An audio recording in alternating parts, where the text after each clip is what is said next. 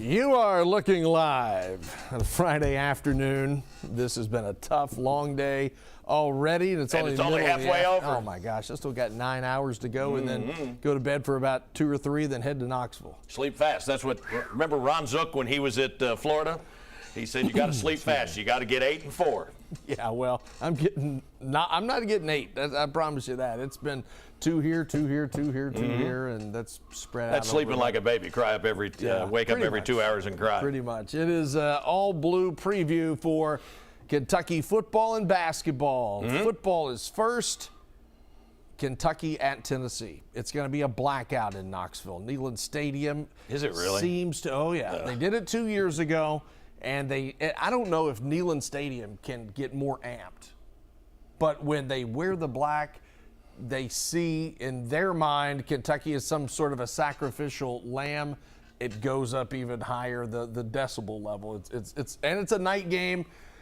Clock's set. It's going to be. Do we set the clocks back Sunday morning? They sometimes. Is it this week or next week, Chris? It's this week. See what he said. We set them back an hour. Let's hope the Bengals don't set their clocks back. But wow, right. Well played. Well played. But it's been, as you all know, this football season has been discombobulated in a lot of ways. Offense, I feel, does not know. They don't have an identity. Are we going to run the ball? Are we going to throw it here? Are we going to do? You're not scoring points on offense. Defense keeps you in the game for the most part this year, and then gives up, the ghost late. I think the defensive backs have not been the same since Maxwell Hairston went on the shelf. No question. But there's just, I don't know. This is a tough team to try to figure out. Chip Trainum has been invisible. He was supposed to be a huge difference maker when he came in from Ohio State. He's missed most of the year. I mean, Demi Sumo, Carnbay, he's had a very good year.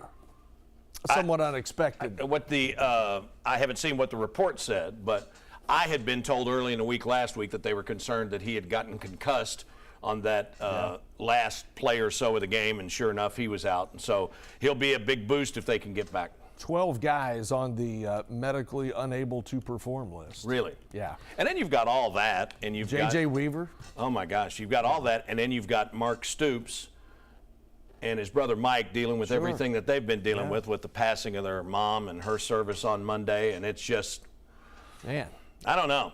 It just hadn't been what anybody thought. Nope.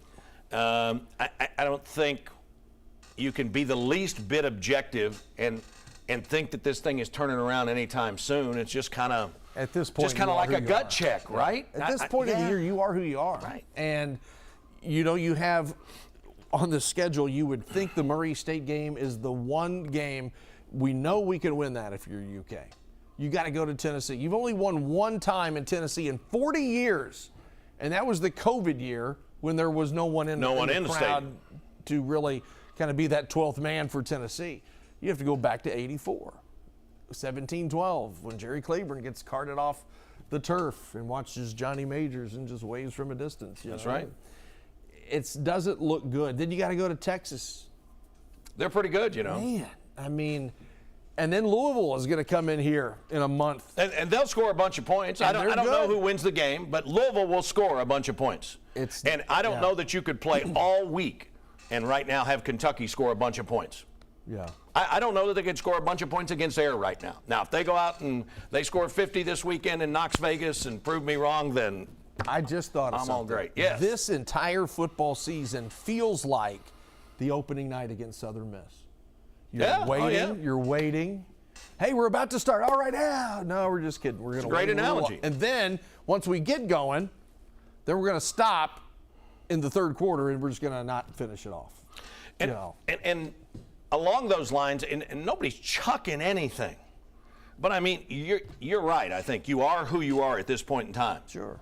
But then what are you going to be going forward? Because the way things are with this portal and everything, I mean, you got to get out there and you got to get things done quickly. And so you got some decisions to make, okay? You got some decisions to make on personnel. Yep. You got decisions to make on coaches.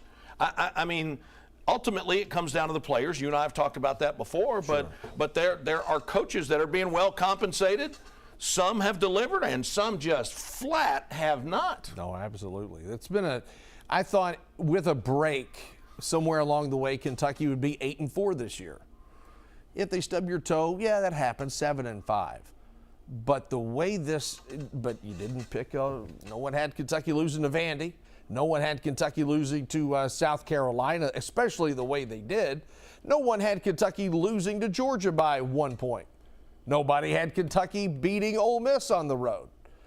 It has just been, right. Oh my gosh. When coaches say it's a day-to-day thing, a week-to-week thing, no kidding. I mean, it's been one of the strangest years in trying to predict who's going to show up. And Kentucky, if they want to compete against Tennessee, who's got a dynamo defense, they could play at 100 miles an hour. I mean, think about that. They bring Josh Heupel in to bring in this exciting offense, and it's been good. Oh, yeah. But it's that defense that has been their calling card this year. I mean, they're just stoning people. And if it wasn't for Alex Rayner this year, where would the UK offense be? Man, I don't know. But I'm not looking forward to the trip to Knoxville. And all of this, and you still don't know what's going to happen at the quarterback situation on Saturday. I don't know what Mark said last night after the last practice. I don't know what the inside word is or anything like that, but there's obviously uncertainty there. And, I just kind of tend to gravitate toward the school of thought of that old phrase, if you got two quarterbacks, you ain't got one. Sure. I mean, I think that is the one position. You could run. I forget what the guy's name is, but that started over Tebow at Florida. Gosh. You know what I'm talking about? The kid from down there in Florida who was really good. Chris Leak? Yeah, that's exactly right. Chris Leak was good, and they had a Tebow package. Yeah. They knew he was the guy going forward, but they had a Tebow package. This ain't about a package. No. This is about what you've tried to do hasn't worked. I don't know how much you've adjusted.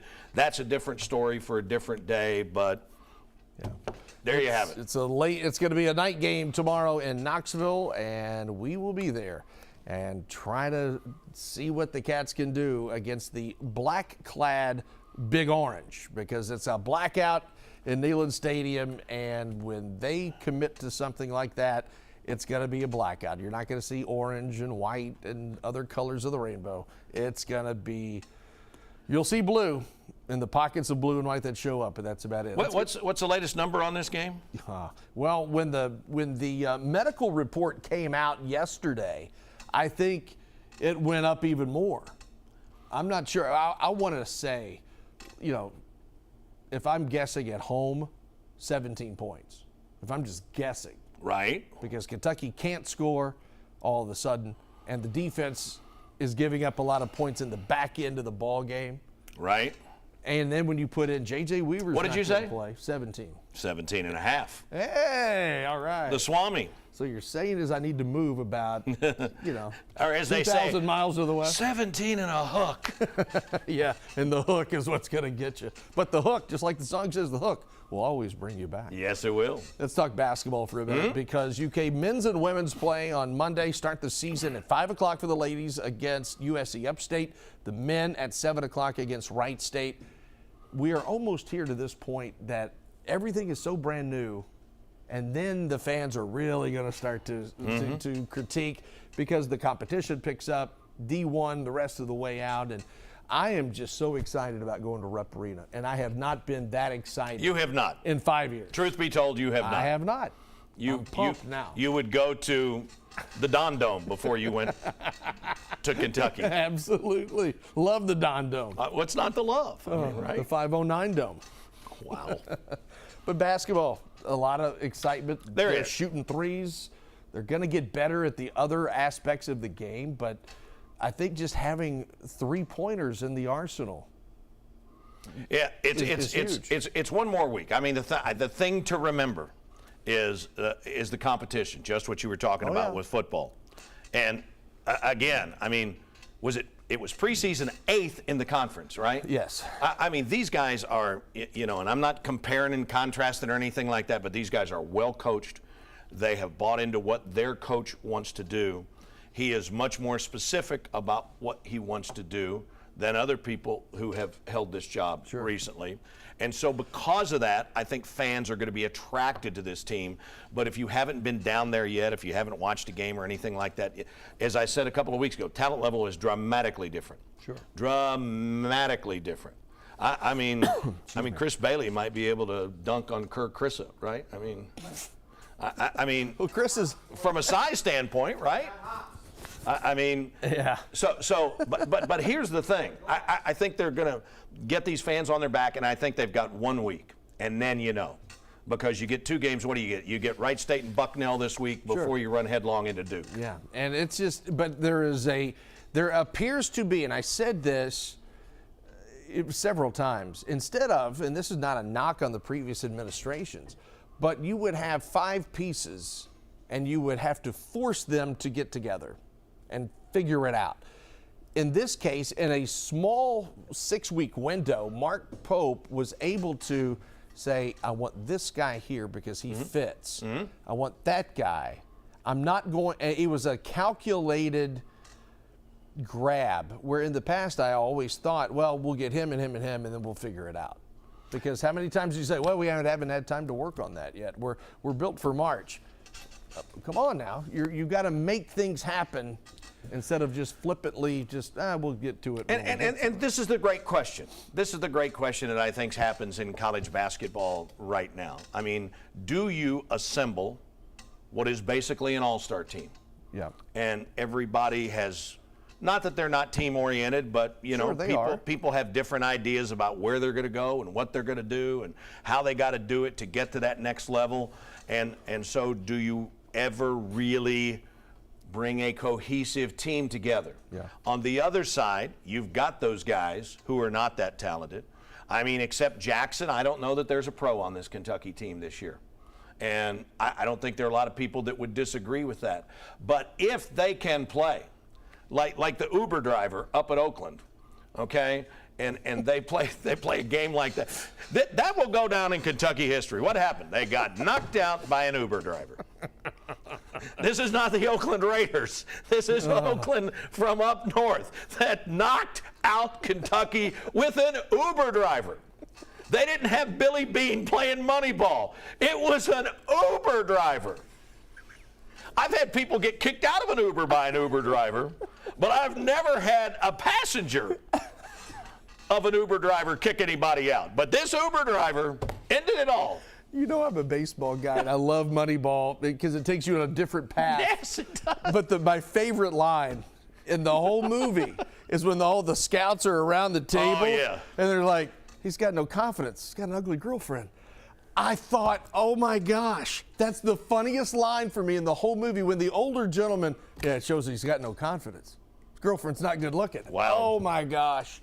And that's what you want a scout looking at right there. Yeah, and I thought, and then of course, kid can't shoot like that against Kentucky. And then the gist is, guys, what are we doing here? What are we doing here? But I love the fact that Mark Pope has been able to do what he's done. On the flip side, for the ladies, what Kenny Brooks, I think if John Calipari was here and not Mark Pope, I think the UK women would be getting a lot more attention because of the team that he's put together. Not because, well, it's a this or a that. No. Both are coming in at the same time, so everybody's having to split equally the attention.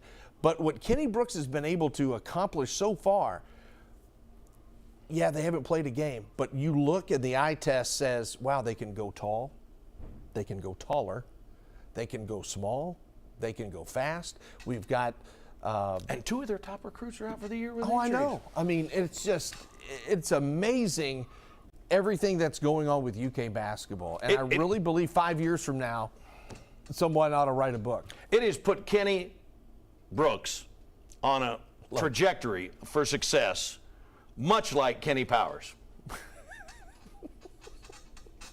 I take Kenny Brooks over Kenny Powers.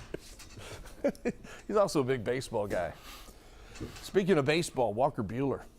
How about that? I'm just World Series champion. I am so happy for that young man. I mean, we've all known him for a long time, and he and I got to be buds when he was down at Vandy. The baseball dorm was right next to the women's soccer field, and so whenever we were doing a game, he'd just come over and sit in the booth, and we got to see him, and he's been through 2 Tommy Johns now. And talking with his mom yesterday, this one was far more challenging. Sure. He had, for much of the season, not pitched worth a stew. No. And then all of a sudden it comes together in the finds postseason.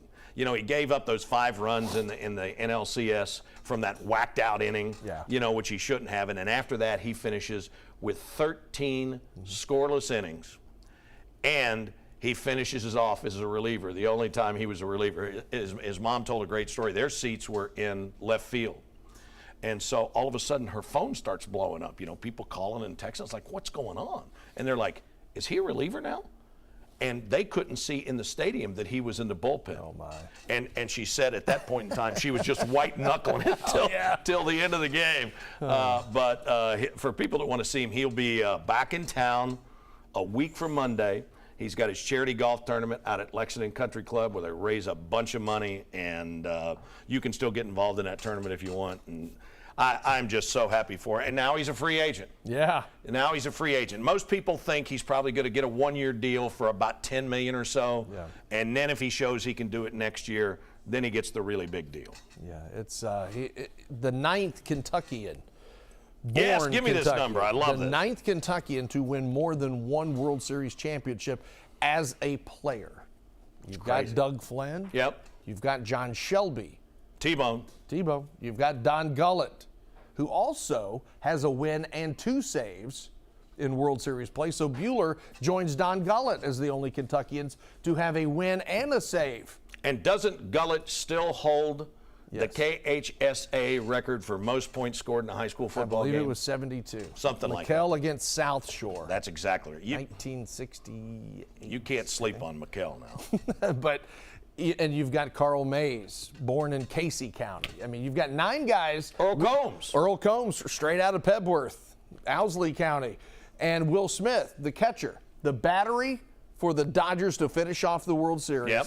Lexington, Louisville, and the guy taking the picture behind home plate for ESPN, former Lexington Herald photographer, Alex Litz. And I was like, how about that?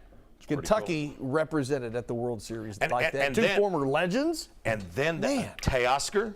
Yeah. And then the guy that is still probably just like shaking his head or may still be sitting up in a box is Brian Cashman, the GM of the Yankees. I mean, Lexington Catholic student. Just think about what he's going through. And the coach who shall not be named managed to make it to the stadium the other day for that final game and made sure to put some pictures out on social media of him in Cash's office. Good Lord. Whoops. All right, a couple other things I want to say real quick. So tomorrow, state soccer championship over at Dunbar. Lexington Catholic will play Sacred Heart at 4:30 for the girls' championship. Tomorrow night at 8, it'll be Louisville Collegiate versus Henry Clay for the boys' championship. Megan Skinner is an assistant coach on Lexington Catholic's team, and the last of the Skinner kids, Izzy, love me some Izzy. She scored 2 goals the other night. So I don't think I'm giving away any secrets or anything, but last I heard, so the volleyball team plays tonight at South Carolina, then they play Sunday at Georgia. I think Craig Skinner is, whether he has to have a manager drive him or something, he's going to do everything he can to be back for that 4 o'clock game tomorrow afternoon. We're going to get upstairs and finish off the work for today. Thanks for joining us on Facebook Live Friday. For Dave Baker, I'm Brian Milam. We'll see you next time.